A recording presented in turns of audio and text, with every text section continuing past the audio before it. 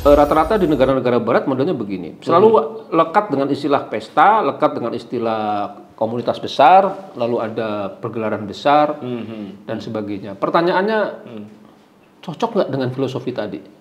Oh. Apa urusannya konser dengan mengetahui kenapa dia harus sekolah di situ? Betul. Apa hubungannya pesta dengan bagaimana dia menyiapkan diri untuk belajar di situ? Iya. Jadi kalau begitu kesimpulan awal saya memang ini tidak pas, bahkan tidak cocok, bahkan akhirnya sesuatu yang tidak seharusnya terjadi malah terjadi. Ini kan namanya masa orientasi siswa, akhirnya jadi masa disorientasi siswa.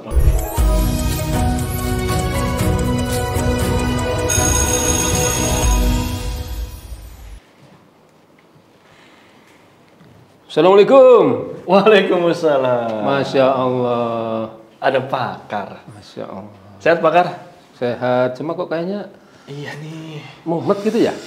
Lagi mumet ini. Minum dong. Pakar. Iya itu minum. Ini ada juga nih. Cuma ini kopi ini. Ini sekarang kita teh manis, hangat. Teh hangat ya. Aduh. Kenapa kok mumet? Mumet luar biasa ini. Aduh. Kenapa? Lagi ngurusin. Sebentar lagi siswa baru masuk ke sekolah kita, pakar. Kan biasa, rutin biasa itu. Nah itu masalahnya. Nih di tim saya ini masih banyak perdebatan. Apa yang diperdebatkan? Nah itu. Kan sudah jelas. Ada yang ya kayak begitulah. Model-model kayak dulu zaman saya sekolah gitu. Pengennya ada yang macem-macem gitu. Ada Macam yang gimana sih? apa sih? Aksesoris gitu, pakar. Ada tisu nggak? Aduh, Tisu. kok jadi Mana begini tisu sih? ya? Aduh. Oh, nggak usah deh, ini aja deh. Iya ini pakar nih. Ini terkait dengan MOS, masa orientasi siswa. Walaupun sekarang ini istilah-istilahnya udah mulai berubah tuh. Zaman saya sekolah MOS. Kemudian sekarang ada MPLS, ada MOPD. Nah, sebenarnya Kok cocok sih? Saya juga baru dapat data-data. oh gitu.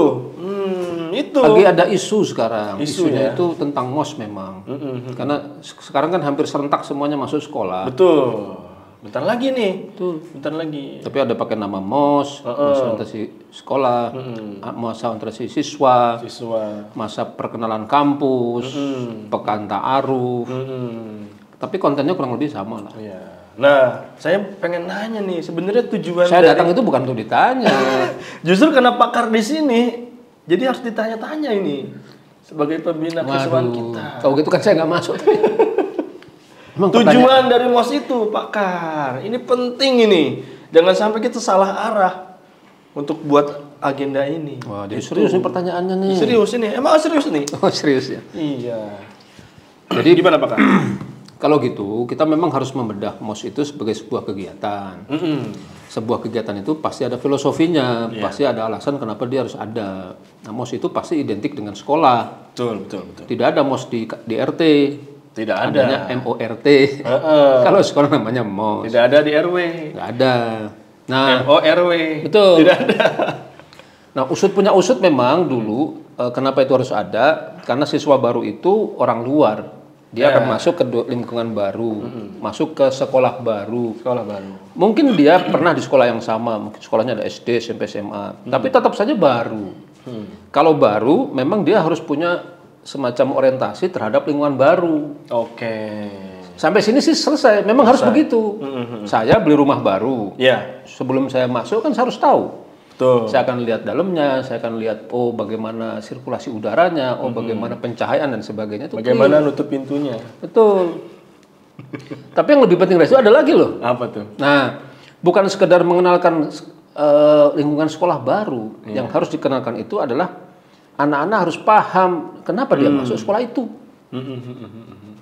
Kalau dia nggak paham, sekedar dia ada asal sekolah, nanti juga asal keluar. Jadi dia harus tahu. Dia harus punya alasan kenapa dia harus sekolah di situ. Jangan pakai alasan yang macam-macam, daripada nggak sekolah, daripada di rumah. Tapi dia memang harus ke situ karena punya sesuatu.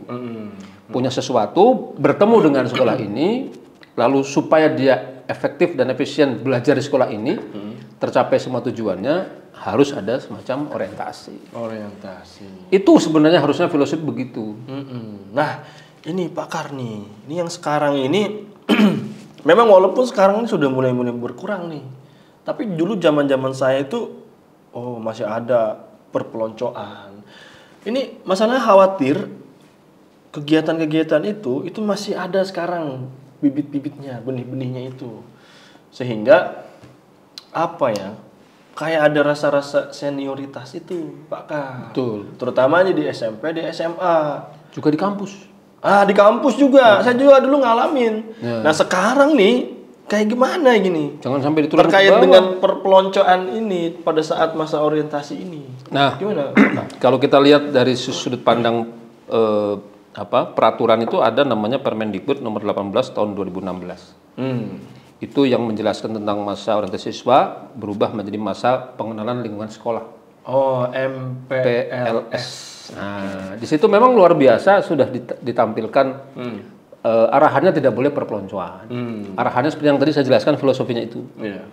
Lalu di situ ternyata saya baca itu larangannya luar biasa. Nggak boleh ini, nggak boleh ini, nggak boleh sesuatu yang tidak ada hubungannya. Contoh rambut dikepang 5. Iya. Setiap kepangan pakai pakai tali yang berbeda-beda. Betul. Sudah tali berbeda-beda, tali rafia. Kaos kaki sebelah kiri kuning, sebelah kanan hitam. Baju dan sebagainya, pakai tas karung dan sebagainya itu udah nggak boleh juga. Topi pakai potongan bola. Betul. Jadi secara aturan sebenarnya udah ada. Udah ada ya. Tapi kan persoalannya itu kenapa bibitnya muncul terus? Nah, itu. Kenapa kejadian terus? Nah, sebenarnya Pak Ageng, kita juga harus lihat. Ini bukan gejala kita doang. Oh gitu. Ini gejala luar negeri juga. Bukan di Indonesia aja. Bukan di luar negeri. Ternyata di luar juga ada. Iya, bahkan lebih parah. Coba tunjukin datanya. Aduh, saya harus buka ini dong, harus buka data saya dong. Oh iya. Ini Masya Allah ini ya. Iya. Orientasi pelajar di beberapa negara itu ternyata menambahkan juga unsur-unsur yang mengerikan. Ada pesta di situ. Pesta. Yes. Mana tadi yang saya ketik itu? Nah, ini dia. Australia ya, di Australia itu namanya orientation week, jadi 1 minggu. Oh. Ya kan, memang ada yang 3 hari, ada yang 1 minggu, Iya. rata-rata maksimal 1 bulan. Tapi ternyata di sana misalnya harus ada konser musik. Oh. Lalu diteruskan dengan pesta. Pesta. Kalau udah dengar kata pesta, ya sudahlah. Di situ ada campur baur, di situ ada potensi-potensi yang mengerikan. Itu Australia. Bagaimana dengan Inggris dan Irlandia? Itu hampir sama. Prinsipnya saling mengenal satu dengan yang lain, tapi ternyata tetap ada konser. Konser.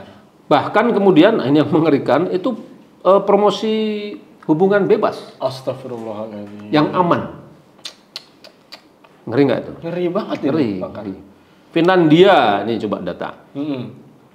Finlandia dibagi dalam beberapa kelompok, ada belajar, tapi aktivitas belajar masa baru itu ternyata ada pengarahan, ada keliling bar, ada olahraga dan pesta. Pesta lagi. Bahkan sauna. Wah, Ya, bahaya ini. itu di luar negeri. Jadi rata-rata di negara-negara barat modelnya begini. Selalu lekat dengan istilah pesta, lekat dengan istilah komunitas besar, lalu ada pergelaran besar dan sebagainya. Pertanyaannya, cocok nggak dengan filosofi tadi? Oh. Apa urusannya konser dengan mengetahui kenapa dia harus sekolah di situ? Betul. Apa hubungannya pesta dengan bagaimana dia menyiapkan diri untuk belajar di situ? Iya. Jadi kalau begitu kesimpulan awal saya memang ini tidak pas, bahkan tidak cocok, bahkan akhirnya sesuatu yang tidak seharusnya terjadi malah terjadi. Ini kan namanya masa orientasi siswa, akhirnya jadi masa disorientasi siswa. Nah, sekarang sebenarnya masih penting nggak mas ini? Loh, kalau masih perlu nggak? Kalau kembali kepada filosofi tadi, penting, harus. Oke. Loh, bagaimana saya mau sekolah kalau saya tidak tahu tempatnya? Oh betul. Bagaimana saya mau sekolah kalau saya tidak tahu kelas saya? Saya masuk kelas, saya tiba-tiba datang, Pak salah kelas. Loh, kelas saya di mana? Ngumpet-ngumpet nggak dapat. Iya betul. Tapi bukan hanya itu filosofi tadi itu. Tapi ada tujuan yang ingin diwujudkan dan jadi akhirnya ada standarisasi. Oke. Nah, kalian kalau SMP 3 tahun di sini, ada penjelasan 3 tahun dapat apa, SMA 3 tahun dapat apa, kampus 4 tahun dapat apa. Itu MOS yang sesuai dengan filosofinya. Oke. Harusnya itu begitu. Jadi dihilangkan itu yang tidak perlu. Bukan hanya tidak perlu, bahkan haram. Oke. Baik, Pesta, hubungan apa? Tadi ada Hubungan promosi bebas. hubungan bebas, sudah salah, menabrak hukum syara, semacam-macam. Yang terjadi apa? Siswa bukannya belajar dengan benar di sekolah itu, Jadi rusak. Waduh. Orientasi berubah jadi disorientasi jadi rusak. Hasilnya apa? Muncullah persoalan-persoalan yang hari ini kita dengar. Tawuran, geng kampus. Coba nonton film-film Korea. Iya. Mohon maaf saya nyebut Korea. Dan orang harus tahu filmnya apa? Geng. Geng di mana? Di sekolah, Iya. di kampus. Film Jepang remaja. Iya. Nggak jauh-jauh dari itu. Tawuran, geng dan seterusnya. Itu yang mau dihasilkan dari MOS kan tidak. Iya. Bahkan sekarang ini yang geng-geng kayak gitu, Pak Kar, dia menarget biar ada regenerasi, Pak Kar. Itu sudah ada surveinya. Nah itu. Saya dapat survei itu. Jadi geng hari ini, tawuran hari ini yang dilakukan oleh geng, itu seperti pasukan. Ada pemimpin pasukan. Ada petugas khusus untuk misalnya memata-matai dan seterusnya. Ada strukturnya. Jadi pertanyaan buat kita kalau gitu memang betul tadi MOS itu masih perlu atau tidak? Jadi kalau saya ini harus ada. Tapi sebenarnya harusnya memutus rantai itu. Betul. Iya. Potensi itu harusnya tidak ada kalau dilakukan sesuai dengan filosofinya. Nah sekarang Ini belum pakai dalil loh ya? belum. Coba. Sekarang nih gimana nih Pak Kar? Supaya masa orientasi siswa ini untuk nyambut anak-anak baru ini itu berjalan dengan baik, tidak disalahgunakan seperti tadi Pak Kar. Gimana cara? Itu harus berangkat dari filosofi yang sama. Stakeholder pendidikan siapa? Oke. Ada guru. Ya Berarti kan? menyamakan dulu frekuensi. Betul. Ya kan? Kalimat satu frekuensi itu penting. Sama nggak frekuensi antar guru? Sama nggak guru dengan kepala sekolah? Sama nggak kalau dia swasta guru dengan yayasan? Betul. Harus sama memandang masa orientasi siswa itu. Satu. Ya. Yang kedua, dia harus lihat bahwa bukan hanya stakeholder pendidikan kan bukan hanya ini. Stakeholder kan pihak yang terkait pemangku kepentingan. Iya. Berarti ada objek yang belajar di situ. Iya. Dari siswa. Jadi harus paham juga kita siswa ini mau dibawa kemana 3 tahun di sini. Nah, Kita tidak sekedar belajar, kita tidak sekedar menjadi ahli matematika, tapi menguasai matematika yang bagaimana, ya. menguasai sejarah yang bagaimana, menjadi siswa yang bagaimana. Nah ini harus satu pemahaman. Dan yang ketiga jangan lupa orang tua. Orang tua juga harus satu frekuensi. Ya iya. Iya. Anak ini anaknya siapa? Anak orang tuanya Berarti orang tua harus ikut. harus tahu ya. Yang bayar anak itu siapa? Orang tua. Dia harus ikut. Oke. Jadi sebenarnya bukan hanya siswa yang ikut masa orientasi, tapi juga orang tua juga. Betul, harus dibedakan antara masa orientasi untuk siswa dan masa orientasi untuk orang tua. Nah, kalau acara agenda terpisah. agenda terpisah, meskipun nanti ada irisan. Ada irisan. Betul. Siswa dia harus paham kenapa dia masuk sekolah itu. Siswa harus paham standar apa yang dibutuhkan di sekolah itu. Oke. Siswa harus paham 3 tahun di sekolah itu dia akan menjadi apa. Itu harus terbuka di depan. Betul. Jadi siswa, kenapa SMP? Karena dia sudah akil balik. Kenapa SMA? Dia sudah balik. Dia harus tahu untuk apa dia sekolah. Nah, tapi kalau orang tua, dia harus paham bahwa sekolah bukan tempat cuci piring, Bukan bengkel. bukan bengkel. Anaknya bermasalah, masukkan ke sekolah supaya bukan itu, tetapi bersama-sama dengan sekolah, bagaimana caranya membina anak ini. Bersinergi. Sinergi bahasanya. Luar biasa. Memang luar biasa kalau kita kembalikan kepada filosofi. Kayaknya kalau sekolah-sekolah model semuanya kayak gini, kayaknya mencetak generasinya luar biasa nih Pak. Tapi belum tentu. Oh, belum tentu. Iya. Kenapa? Basis filosofinya apa? Oh. Karena di filosofi, Oh, jadi harus ke filosofinya dulu. basisnya Basisnya. harus Islam. Harus Islam. Oh, cakep. Karena hanya dengan Islam, dia akan tahu bahwa sekolah itu ternyata bagian dari ibadah. Oke. Kalau dia hanya bagian bahwa dia akan jadi sesuatu saja, belum selesai. Ini pembahasan kita fundamental banget nih Pak Karni. Harus. Karena hari ini tuh kita dunia kita itu diserobot oleh sesuatu yang juga fundamental. Oke. Ya. Coba ya, ini supaya ada pemahaman buat kita.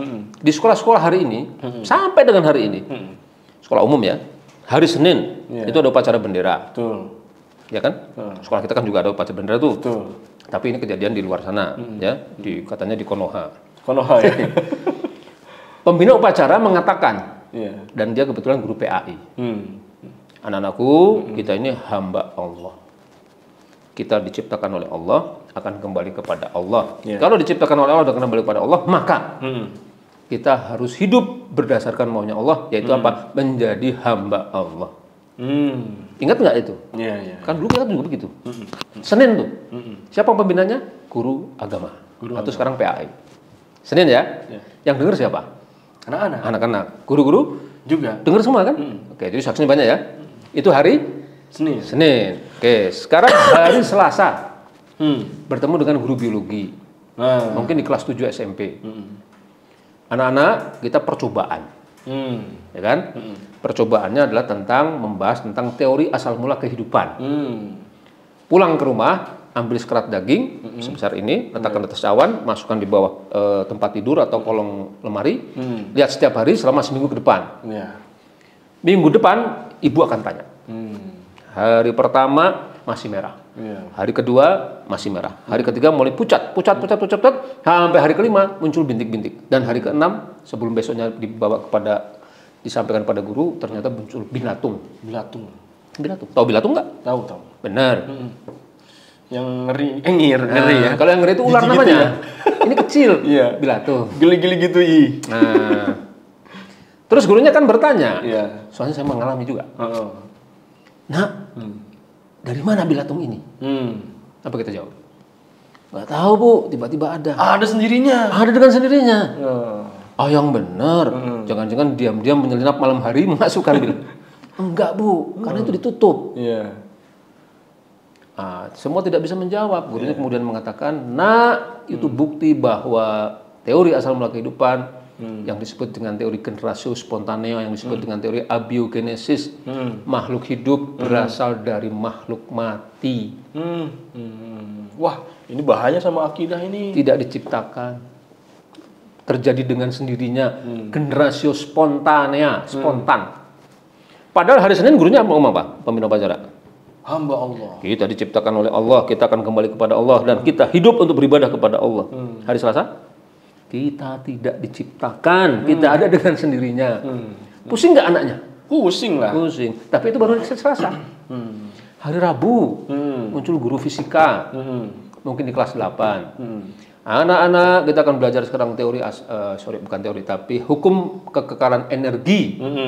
Anak-anak, ingat, energi tidak dapat diciptakan dan energi tidak dapat dimusnahkan. Hari Senin gurunya ngomong apa? Ciptaan Allah. Kita ini diciptakan oleh Allah, kembali kepada Allah. Makhluk itu diciptakan oleh Allah. Tiba-tiba hari Rabu gurunya mengatakan energi tidak dapat diciptakan. Memang fungsi Allah libur apa? Nah, ini mestinya jadi pembelajaran kita bahwa MOS itu penting untuk meletakkan dasar bahwa filosofi saja belum cukup, tapi harus pakai basis filosofi. Basis filosofi itu kalau dalam bahasa sekarang itu disebut dengan way of life. Islam itu. Mau dia apa saja, kalau pakai Islam selesai ini. Jadi dia tahu, berarti selama 3 tahun sesuai dengan kebutuhannya dan dengan basis Islam, secara sadar, terstruktur dan masif tapi positif, dia akan mengikuti perkembangan demi perkembangan setiap hari sampai dengan dia lulus. Wah, luar biasa nih Pak Karni. Memang kalau pakai Islam itu luar biasa. Jangan ditawar-tawar deh, itu kan ada puisinya. Ada pantunnya. Bunga mawar bunga melati. Jangan ditawar-tawar, Islam itu pasti. Luar biasa. Mari kita minum lagi. Nah sekarang nih Pak Karni, sambil minum teh ya Pak Karni ya. Kemarin kita minum apa gini? Kemarin kita minum apa? Bajigur. Iya, masih ingat ya. Sekarang saya dapat teh. Sekarang ini teh Bogor loh. Gimana peran guru? Nah, sekarang peran guru nih Pak Karni. Nah, kalau untuk memastikan MOS itu berjalan sesuai dengan sebagaimana mestinya. Betul. Itu. Jadi pahami dulu MOS itu dalam basis filosofinya itu harus Islam. Berarti semua aktivitas sekolah itu seharusnya didasarkan juga dengan Islam. Oh, iya. Maka tidak akan terjadi hura-hura, tidak akan terjadi percampuran lawan jenis. Tidak akan jadi Pesta, mandi sauna bareng. tidak bahas sauna bareng, tidak terjadi promosi hidup bebas dan sebagainya. Tidak akan terjadi kalau basis filosofinya itu. Pertanyaannya kan siapa pengguna basis filosofi ini? Oke. Kembali ke stakeholder. Berarti satu yang harus paham pertama kali guru. Iya. Jadi harusnya nggak ribut-ribut kayak tadi. Gurunya harus paham. Saudara-saudara sekalian kita harus pakai Islam. Titik sudah selesai. Tinggal kita cek bagaimana Islam mengatur MOS. Berarti kalau anak akil balik, bahkan balik, dia harus dipersiapkan supaya dia itu bisa mengikuti atau bisa menjadikan dirinya siap untuk menjadi seorang mukallaf. Apa itu mukallaf, Pak? Jangan begitu dong. Apa itu? Tenang pertanyaan. Ini makanan apa? Bukan makanan ya? Bukan. Wow. Ini barang. Barang istimewa. Mukallaf itu seseorang yang sudah mendapatkan taklif hukum. Oh, taklif hukum. Balik kalau bahasa kita. Jangan ketukar sama mualaf ya. Beda lagi. Beda lagi. Beda Ini ada lagi. kaknya. Jadi Mukallaf ya. betul. Jadi sebenarnya proses pendidikan SMP 3 tahun dan SMA itu kalau SMP mengantarkan dia untuk menjadi balik karena belum semuanya balik, Iya. masih akil balik. Betul. Tapi kalau SMA itu proses supaya dia itu sudah paham sejak awal, dia itu sudah balik. Mayoritas balik itu. Mayoritas balik kalau SMA, betul. Nah, jadi guru harus paham bahwa dia harus memakai konsep ini. Kan dalam Islam itu hanya ada anak dan dewasa. Oh, betul. Kalau anak berarti pertanggungjawabannya pada orang tua, tapi kalau sudah balik bertanggung jawab pada diri sendiri. Maka program akan dirancang, pendidikan akan dirancang. Untuk apa? Satu, mukallaf itu tugasnya apa? Ternyata tugasnya berpikir mencari dalil untuk makrifat kepada Allah. Itu Imam Syafi'i 1000 tahun yang lalu menyampaikan begitu. Iya. Berarti kalau harus berpikir mencari dalil untuk makrifat kepada Allah, berarti Untuk mengenal Allah. selama MOS itu harus distandarisasi itu. Oh, gimana caranya MOS ini supaya siswa itu bisa mengenal Allah? Gitu ya? Capek. Berarti programnya harus disesuaikan ini, Pak Kak. Memang karena basisnya Islam. Nah, itu. Nah, pertanyaannya siapa yang melakukannya? Guru. Jadi nggak sekedar hura-hura, Tidak ada hura-hura. nggak sekedar ya main-main gitu ya. Nah, tapi kalau hanya hanya guru nggak cukup. Kenapa? Karena kalau SMP itu hanya 8 jam di sekolah, kalau dia full day. Yang paling lama di mana? Di rumah.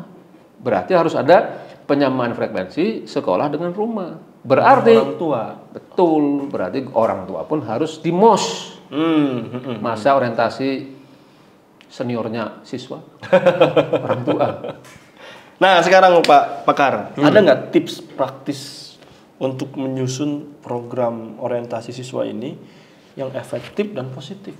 Tipsnya apa nih? Aduh, itu nggak usah ditanya. Itu Islam sudah lengkap. Tapi bolehlah, karena ini pertanyaan toh. Kalau nggak ditanya kan, kalau nggak dijawab kan repot juga kita. Iya, betul. Saya nggak bisa keluar dari tempat ini. Ini biar pemirsa pada tahu juga ini. Iya, sebentar saya minum dulu ya. Siap. Minum tandanya mikir. Sama boleh deh, saya juga minum dulu Pakar nih. Kalau disebut tips, itu ada beberapa. Yang pertama, yang pertama basis filosofinya harus Islam. Itu tips utama, tidak boleh diganti. Begitu diganti bukan Islam, akan terjadi kekacauan yang tadi itu. Pasti terjadi berbeda pendapat. Orang ini memang sama-sama Muslim, tapi yang dipegang basisnya bukan Islam. Yang satu mungkin pakai kapitalisme, satu pakai sekularisme. Kalau sekuler, jangan pakai agama. Nanti kembali ke yang tadi. Satu. Yang kedua, yang harus disamakan adalah frekuensi antara guru dan keluarga orang tua. Samakan dulu frekuensinya. Kalau bahasa saya, Pak menyekolahkan anak di sini untuk apa? Kami punya standar ini, cocok nggak? Kalau cocok teruskan, kalau nggak cocok jangan diteruskan. Sesederhana itu. Oke. Supaya apa? Supaya menjamin bahwa proses selama 3 tahun ke depan itu satu frekuensi antara guru dan keluarga. Jangan sampai di rumah diajarin gimana, di sekolah diajarin gimana. Jangan sampai di sekolah diajarin gimana, di rumah gimana. Dihancurkan di rumah. Itu banyak kejadian.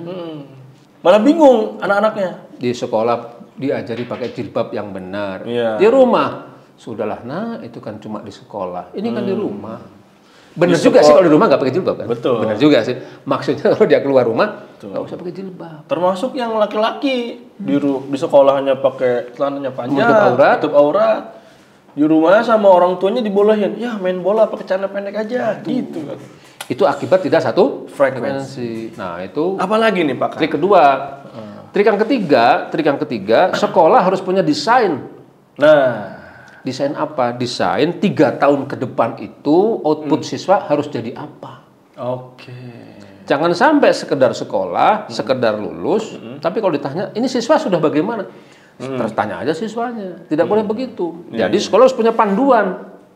Ada kurikulum, betul, tapi tujuan kurikulum itu apa? Nah, Islam memberikan petunjuknya.